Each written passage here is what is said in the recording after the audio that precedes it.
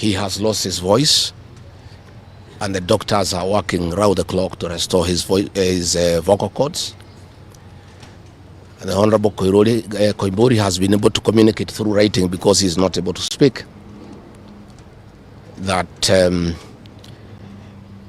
some chemical was administered through inhalation, and the doctors have told us that preliminary investigations confirm that that chemical has interfered with his vocal cords.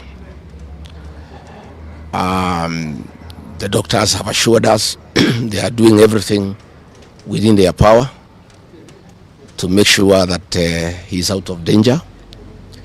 They have taken blood and urine samples to private laboratories, different ones, so that they can establish what could have happened in matters poisoning. You remember last weekend I said that a special squad had been set aside and now we have confirmation that President William Ruto, CS for Interior Kipchumba Murkomen, and the Deputy Inspector General, Mr. Eliud Langat, all from the Kalenjin community, have put up a squad to deal with leaders who are opposed to this regime. The Honorable Kipchumba Murkomen has sent a message to us through common friends that his appointment to the Ministry of Interior is to make sure that William Ruto is re-elected as president and to deal with anybody who can stop that objective.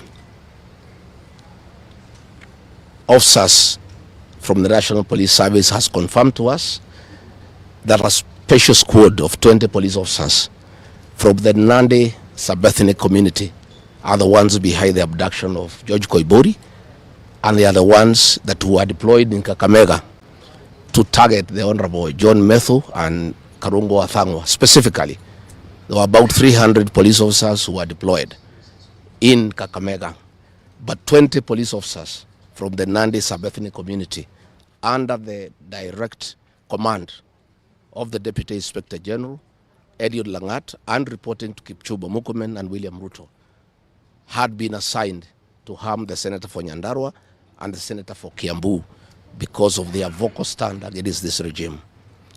Let me say that I want to appeal to the international community to rescue this country. William Ruto has become a very vengeful dictator, and his activities are similar to the one by Dr. In Dada and Mobutu Sese Seko. And the level of impunity in this country, if the international community does not come through for the people of Kenya, we are going to have not just killings, but maiming of elected leaders. What has happened to the Honorable Koimburi is a very deliberate attempt by William Ruto, Kipchumba Murkomen, and Langat to scare leaders who speak out. It is meant to scare them. It is meant to sell them fear so that they can stop agitating for the liberation of this great republic. And I want to say that William Ruto must know it is these leaders, it is not these leaders who are against his rule. It is the people of Kenya.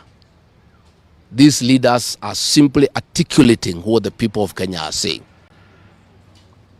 And even if he targets these leaders to kill them, to maim them, he cannot do the same to each and every Kenyan. And I want to tell him to stop spreading the narrative that the rebellion against him is coming from the people of Mount Kenya region. This rebellion is across the country, from Western Kenya, including his native North Rift and South Rift. Members of the Kalenjin community are also up in arms because of the misuse of public resources, mismanagement of the economy, and the fact that there is no work going on in this country. So let me appeal to the international community to take a great interest in what is happening in Kenya. And we have seen what is happening in the neighboring countries, in Tanzania, the suppression of civil society, And all those things are stemming from here in Kenya. William Ruto has become intolerant. He cannot take criticism.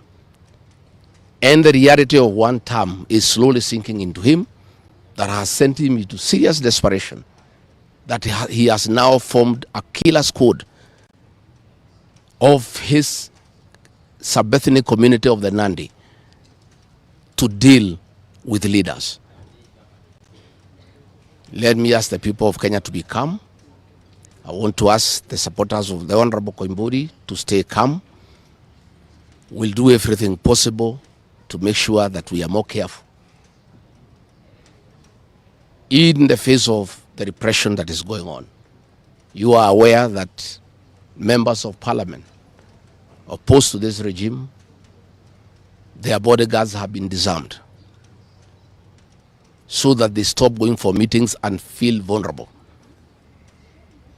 But it is very clear why they have been disarmed is to allow members of that gang that has been formed by the president to abduct them and to threaten them.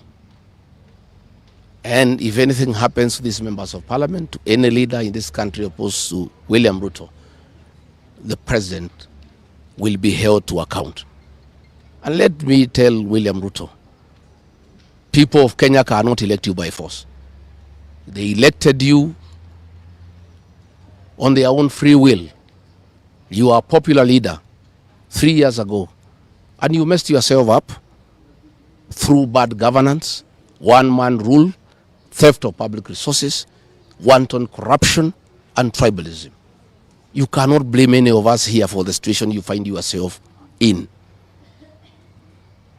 The one-term movement is unstoppable, and there is nothing the president can do. He can kill these leaders, he can abduct them, he can torture them, but he cannot do that to all the people of Kenya. So I want to urge members of parliament and senators and others not to give up.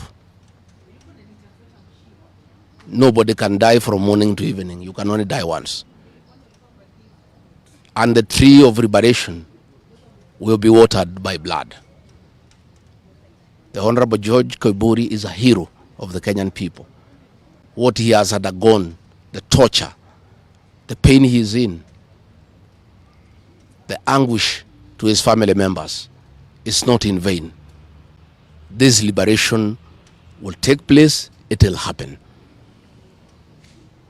And let me conclude by asking the Kenyan people not to be intimidated. Kenya is a constitutional democracy. They are entitled to cast their vote the way they want. And William Ruto cannot force the people of Kenya to elect him. And there is nothing he can do about it. Thank you very much.